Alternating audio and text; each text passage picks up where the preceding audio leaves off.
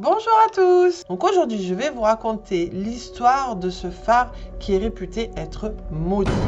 C'est le phare de Tevennec.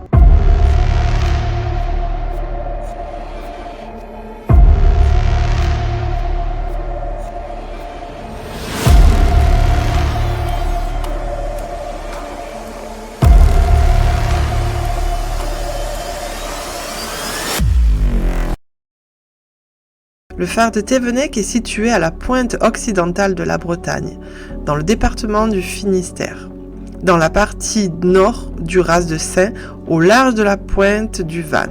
Il a été inscrit monument historique par arrêté du 31 décembre 2015. Aujourd'hui, je vais vous raconter l'histoire de cette maison phare qui est connue pour des légendes qui la disent maudite.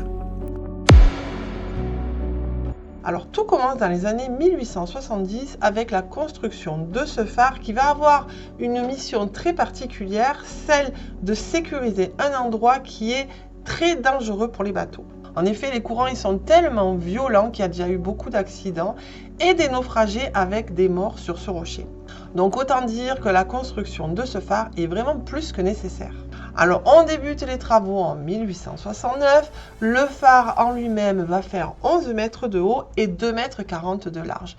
Et il y aura adossé à ce phare une petite maison qui sera pour le gardien avec un confort très rudimentaire. La construction s'achève 6 ans plus tard et le 15 mars 1875, le phare est prêt à fonctionner. Alors il est doté d'une grande lumière rouge et blanche fixe qui va vraiment aider les navigateurs. Et maintenant, il est prêt à recevoir son nouvel hôte. Mais comme gardien, on ne veut pas n'importe qui. On veut un homme qui soit habitué à la mer, un vrai marin, quelqu'un de courageux.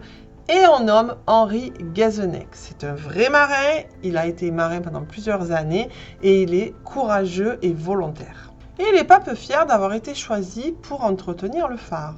Il a dans l'idée d'y rester une bonne partie de sa vie. Mais la première nuit de Henri Guézenec est très mouvementée.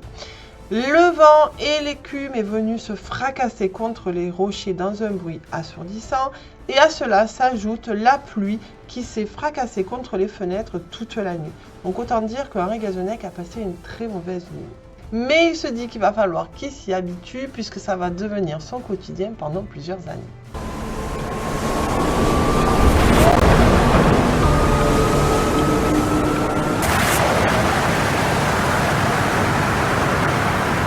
Mais les jours passent et Henri Guézenec ne se fait pas à sa vie dans le phare. Alors c'est pas tellement les intempéries qui le gênent, mais c'est surtout qu'il ne s'y sent pas bien, il ne se sent pas à l'aise et il sent comme s'il était épié et comme s'il était surveillé et même menacé. Et il en devient même paranoïaque. Alors la journée, Henri parvient à s'occuper, il fait diverses tâches pour s'occuper du phare, diverses activités, il surveille les bateaux qui arrivent, enfin il fait vraiment plusieurs choses pour passer le temps. Mais c'est lorsque la nuit arrive que Henri vit des choses très troublantes. En effet, une fois couché, il entend des bruits très inquiétants, des cris et voire même des hurlements.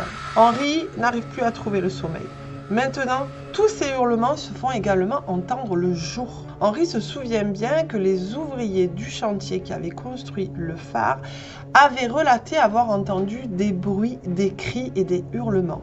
Mais personne ne les avait crus. Et maintenant, Henri se dit qu'ils avaient peut-être raison.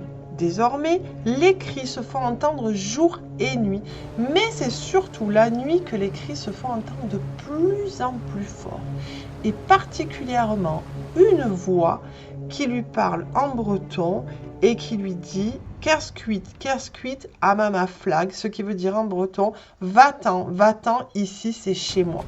La voix est monstrueuse et lui fait très peur. Et puis il vit des choses tout aussi étranges, des portes qui claquent toutes seules. Il est même témoin d'objets qui se déplacent dans le phare. La vie au phare devient de plus en plus difficile pour Henri Guézenec. Il pense à cette histoire d'un pauvre homme qui est venu s'échouer sur le rocher, qui est devenu naufragé, qui a attendu appeler les secours pendant plusieurs jours et qui est mort dans une longue agonie. Alors il commence à se dire, est-ce que c'est cet homme qui hante le phare? Est-ce qu'il est toujours là? Est-ce qu'il revendique ce phare comme sa propre demeure?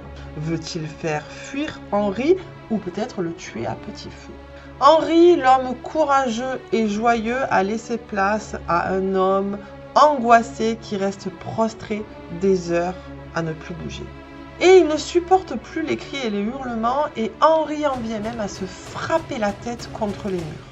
La folie s'est complètement emportée de lui et il n'est plus que l'ombre de lui-même. Quelques semaines après son installation dans le phare, pour sa propre sécurité et pour sa survie, il décide de quitter le phare. Et lorsqu'il quitte le phare, eh bien, il ne donne pas plus d'explications et il ne s'étend surtout pas sur l'effroyable aventure qu'il vient de vivre. Il sait de toute façon que personne ne le croira et il se dit que les prochains gardiens vivront de toute façon les mêmes histoires effroyables. Il en est persuadé. Et Henri a entièrement raison. Puisque tous les nouveaux gardiens arrivent avec enthousiasme et ils ont vraiment à cœur de venir entretenir le phare, mais ça ne dure jamais longtemps. Tous entendent des cris, des hurlements et ils se sentent même menacés. Certains vont devenir complètement fous et d'autres vont même se suicider. À la suite de Henri Guézenec, il y aura Alain Menou qui ne croit pas du tout à ces histoires et qui décide d'aller s'installer au phare. Mais malheureusement, il va devenir complètement fou. Alors, alerté par cette histoire, le curé de Plogoff décide de venir bénir le phare et d'intimer au diable de s'en aller.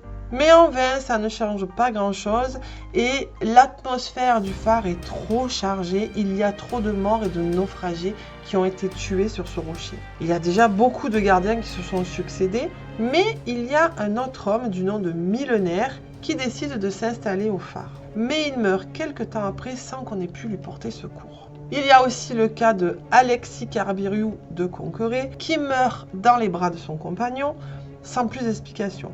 Un autre gardien tombe inexplicablement sur la lame de son couteau et se sectionne l'artère fémorale. Il y a vraiment quelque chose avec ce phare. On ne compte plus les accidents et les suicides au sein du phare de Thévenec et les histoires commencent à se faire connaître tout aux alentours. Et on pense alors que c'est la solitude qui pèse sur les gardiens et alors on autorise les familles. Malheureusement, rien ne va changer et ça va même être pire. En 1905, c'est le couple Ropars qui décide de s'installer au phare, mais les malheurs reprennent. D'abord, c'est le beau-père du gardien qu'une lame emporte, puis le couple perd un nouveau-né à la suite d'un accouchement difficile, et peu de temps après, c'est le toit de la petite maison qui est emporté lors d'un violent ouragan.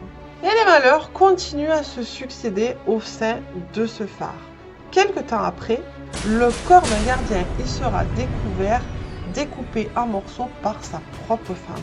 En tout, pas moins de 23 gardiens vont se succéder pendant quelques années. En 1910, l'administration, elle n'en peut plus de toutes ces histoires et elle décide d'automatiser le feu.